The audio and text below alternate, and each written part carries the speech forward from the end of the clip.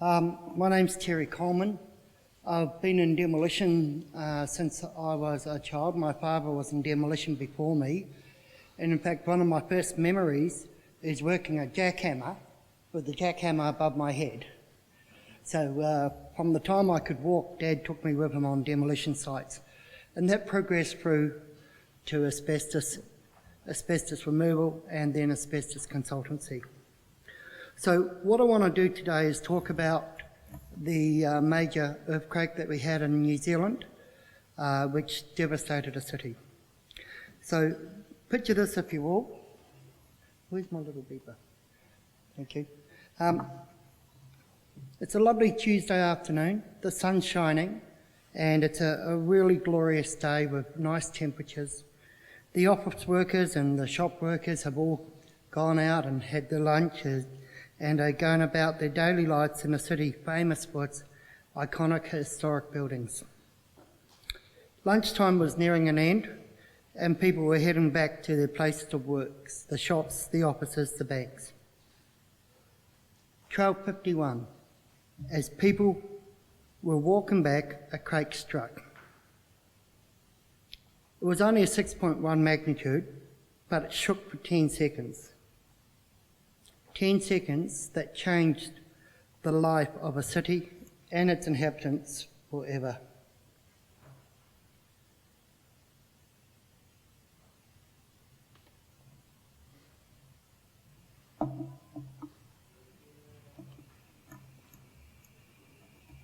Can you turn the volume up?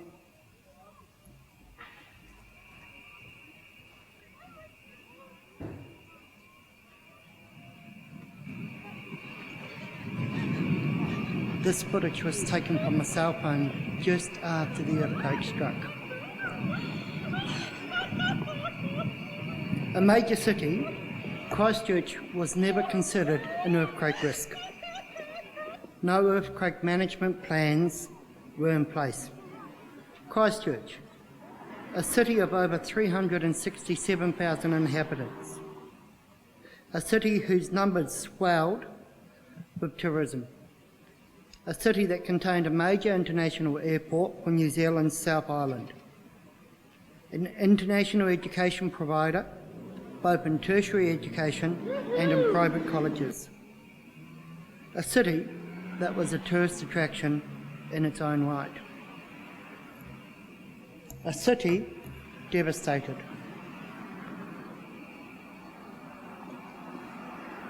The earthquake killed over 185 people were killed in the earthquake, and thousands were injured. This building alone was one of the major buildings where people died. Emergency services, the first responders, were stretched beyond their limits in the hours that immediately followed. Many people, public, risked their own safety to help rescue people trapped. There were two major building collapses which caused the majority of the deaths.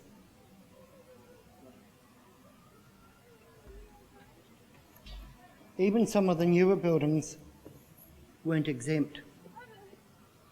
There was one multi-storey building that was built in the 90s that lost all its fire escapes. As the earth jolted, it lifted up the staircases and they all pancaked down.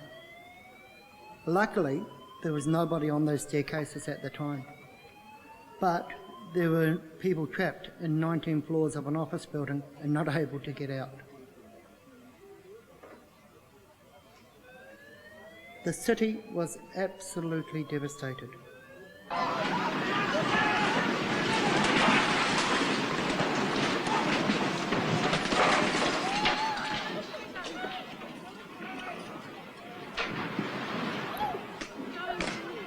Christchurch was one of the oldest cities in New Zealand, but most of the buildings were still under 100 years old.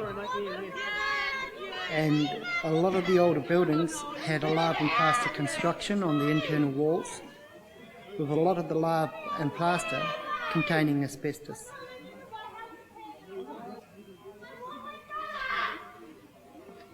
Local demolition crews rushed straight in to help. But they were overwhelmed by the extent of the devastation. As soon as news hit, the biggest demolition crews in New Zealand started to mobilise. The Auckland companies put immediate, cancelled all their Auckland work and put specialist equipment, high reach diggers, grapples, things that are needed for emergency response work, on trucks, and sent it down to the South Island overnight. Within 24 hours, Christchurch had a major influx of machinery needed to help survivors and to recover bodies. One of the problems with first responders is that they have safety plans in place to ensure that they're not put at immediate risk. So if they're going into a building, they first have to make sure that everything is propped, everything is safe, that they're not going to be put at risk. But the first responders did not have a plan to ensure their long-term health. That first building that we saw, that big collapsed building, it wasn't until one of the Auckland contractors got there a day and a half after the earthquake and started helping the fire brigade rescue people and recover bodies that the contractors realised there was a massive amount of asbestos content in this building and it was all friable. So the contractors themselves instigated a asbestos removal, or a control plan for that building, a safety control plan. They provided all the correct PPE for the first responders so that they could still do the business but keep their long-term health.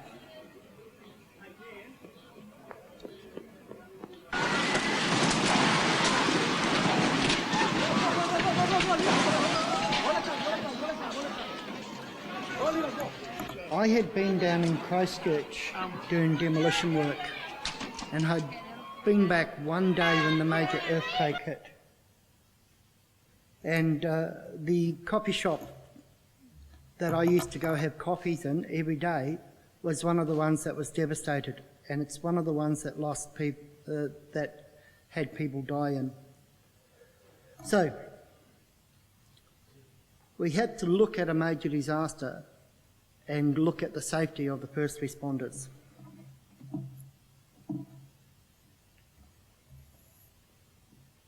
After the first responders comes the civil defence phase of things. So within a week, they'd rescued anyone that could be rescued, and they'd recovered bodies. The earthquake devastated the cities. Aftershocks continued to cause destruction. Ground levels changed. Some suburbs dropped by over 2 metres, the whole suburb. The inner city precinct, within an area known as the Four Avenues, was an area where the majority of the city's offices, shops and major hotels were situated. It was this area that sustained the most deaths and injuries. Within a week, this area was cordoned off by the New Zealand Army and police, and it became known as the Red Zone. These are photos taken by Civil Defence, and you can see the extent of the damage to the city.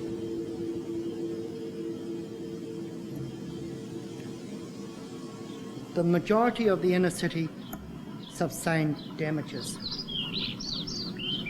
In total, 1,800 buildings from within the Four Avenue precinct ended up having to be demolished. The government was backpedalling. They'd never had a disaster of this size and never had a disaster in this area. As I said before, this area was not known as an earthquake risk. The first month, Civil Defence was in total control. So they brought in contractors from all over New Zealand to start demolishing buildings like this one that still had a risk of further collapse. This was demolition under urgency. All these buildings had brandas which had asbestos cement sheeting on it. A lot of these buildings were built between 1950s and 1990s with sprayed asbestos, as we saw in that other presentation, both in fireproofing and in lagging. At the start, or before the earthquake in Christchurch, we only had 2 dedicated high-reach demolition machines in the country. So the first month, a lot of the demolition of the inner city on high-reach, high-rise buildings was done with ball and crane. That's where you get a 4-ton lump of concrete and you drop it through the floors. Of course, you can imagine the amount of asbestos fibres that are released by that.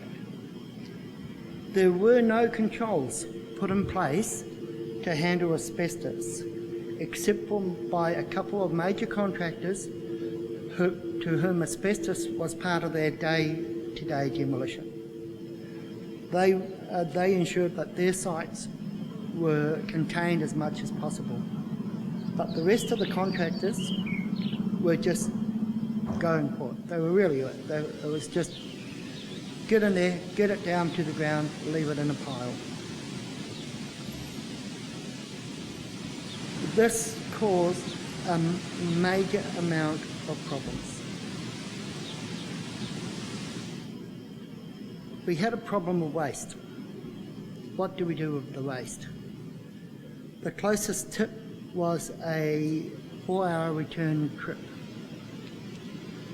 So they found a reserve and they set that aside as an emergency tip. At the moment, that emergency tip has over 20 million tonnes of rubble in it, a lot of which is contaminated by asbestos. The buildings were put to the ground, they were loaded straight onto trucks, and those trucks were trucked right through the city. There were a lot of things done wrong in the first month. The inner city region was a mess. After the first month, the government took over and started to introduce surveys on buildings that needed to be demolished. Things got progressively better. But the upshot of the first month's demolition was that 1/3 of the 1,800 sites in the inner city of Christchurch are now heavily contaminated because they demolished buildings, they crushed the rubble, and they backfilled the sites. So that was the smaller part of what happened in the earthquake. The bigger part was the residential side.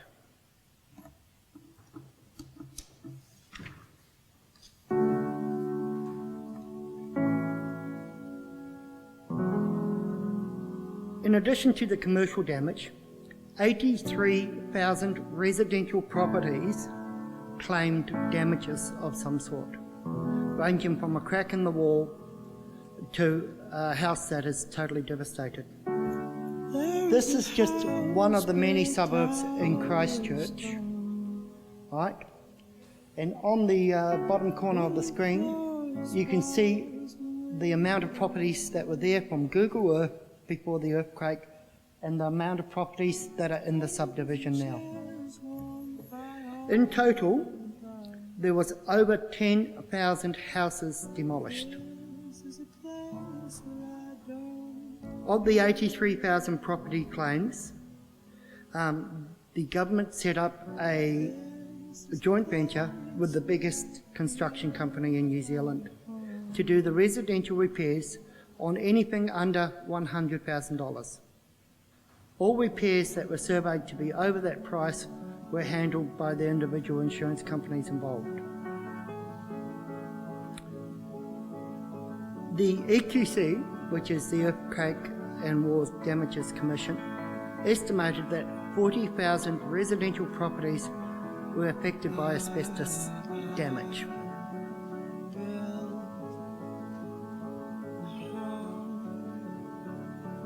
To begin with, every single property that was damaged by the earthquake, both residential and commercial, was surveyed for damage.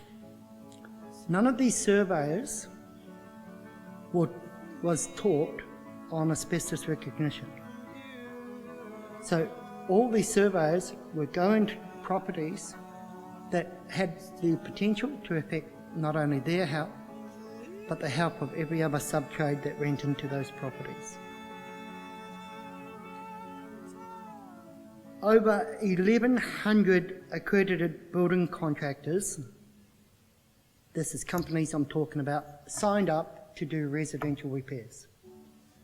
If we average that out at 10 people per company, that's over 1,000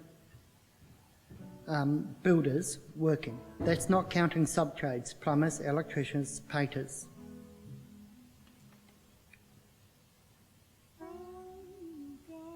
In total, over 14,000 people, to some extent, worked on residential repairs.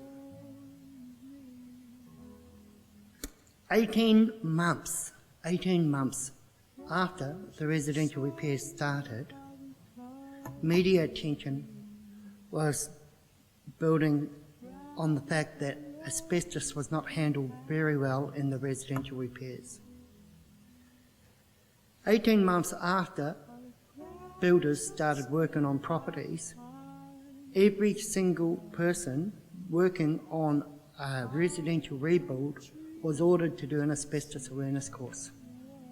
At the time, I was involved in Christchurch because I'd been asked to set up a remediation company, and my remediation company that I set up was getting an audit a week by WorkSafe by a new inspector.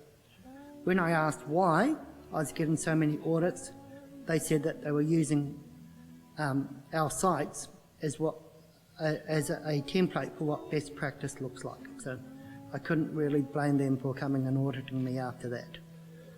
But there were so many people set up companies to do asbestos removal works where the works were not done properly.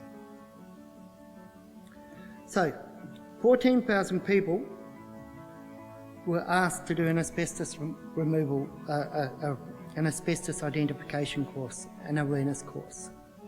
So many builders came up to me afterwards and said, I've been a builder all my life, I didn't know. What we heard a lot was, I thought asbestos was totally removed in '87 when they brought the new laws concerning asbestos. We still have a legacy problem with asbestos even today. It took media attention for something to happen. Had the media not got involved, I wonder if any further systems would have been put in place. It took 18 months for any building work to start to have a survey. But once that came in, every job, even if it's just sanding a little crack in a wall, had to be surveyed for asbestos before work could begin. A little bit too little, a little bit too late. I firmly believe that in a natural disaster like this, the death toll is not in yet. I firmly believe in 20, 30, 40 years' time, we're going to see a massive rise in asbestos-related deaths attributed to the removal techniques and to the problems. You saw the dust cloud. You saw how much damage was done. It's a little bit sobering to think that we imported a lot of workers from the Philippines to help out with the rebuild. Now, a lot of those workers will go home. and there has been no follow-up. There is no asbestos register apart from a voluntary register for people working in asbestos contaminated sites. There is not even a list of sites with asbestos in them, even though buildings were surveyed and houses were surveyed. No register was kept. So if you're buying a property in Christchurch, you don't know if it had asbestos work done in it. We had one woman ring us 3 years after the repairs were done on her property, and she was getting some more repairs, more work done to her property, and a survey had just come back and said that there was asbestos dust right through her property, which had come from the previous repair. 3 years of her children crawling around floors, living in an environment where there was dust. Residential repairs. It's estimated over 40,000 houses could have potentially been affected by asbestos. To begin with, the main building contractor came up with a policy of encapsulation rather than removal. But even the encapsulation was causing asbestos fibre releases. By having a batten and putting it on an asbestos ceiling, securing that batten to the ceiling was releasing asbestos fibres.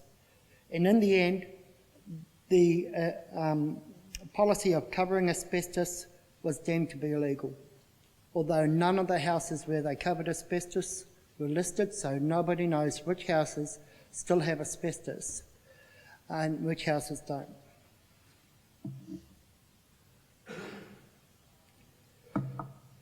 In the establishment phase of repairs, there were no consistent practices, centralised record keeping about identification, testing or repair strategies used when dealing with asbestos.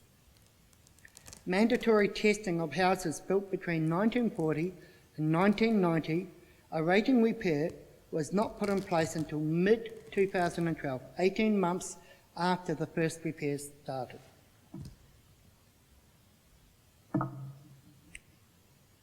We listened to the lady about asbestos in soils before. This is an earthquake that keeps on giving.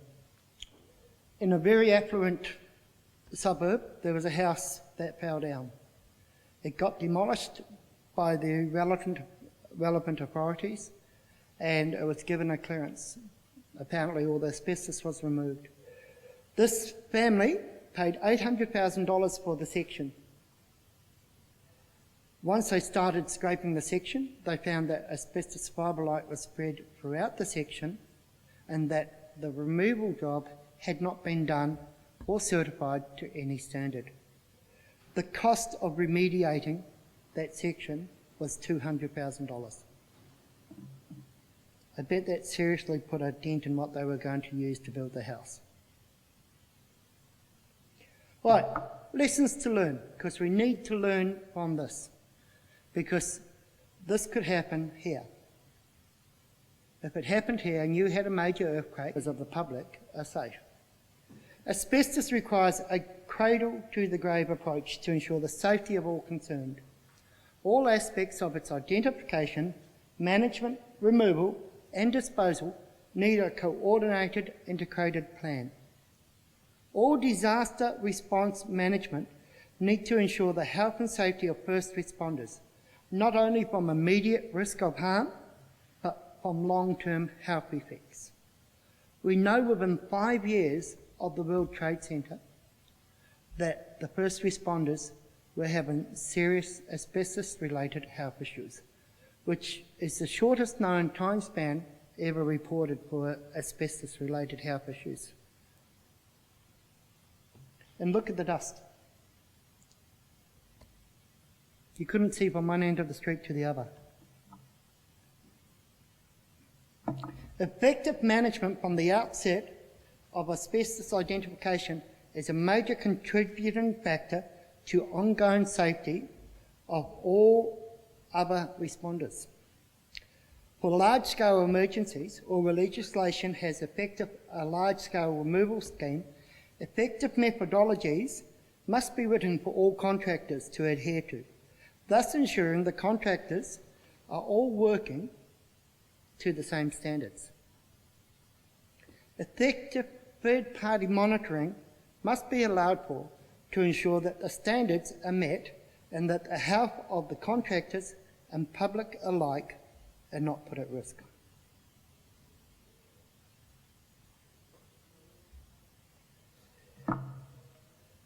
It's a bit of a sobering thing to end the day on, but there's hope, you know.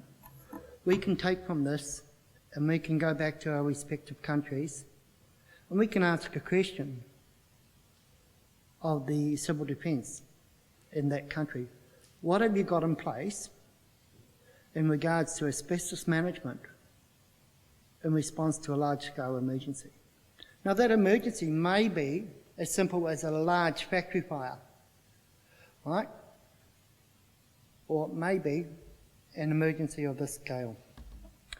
Thank you very much.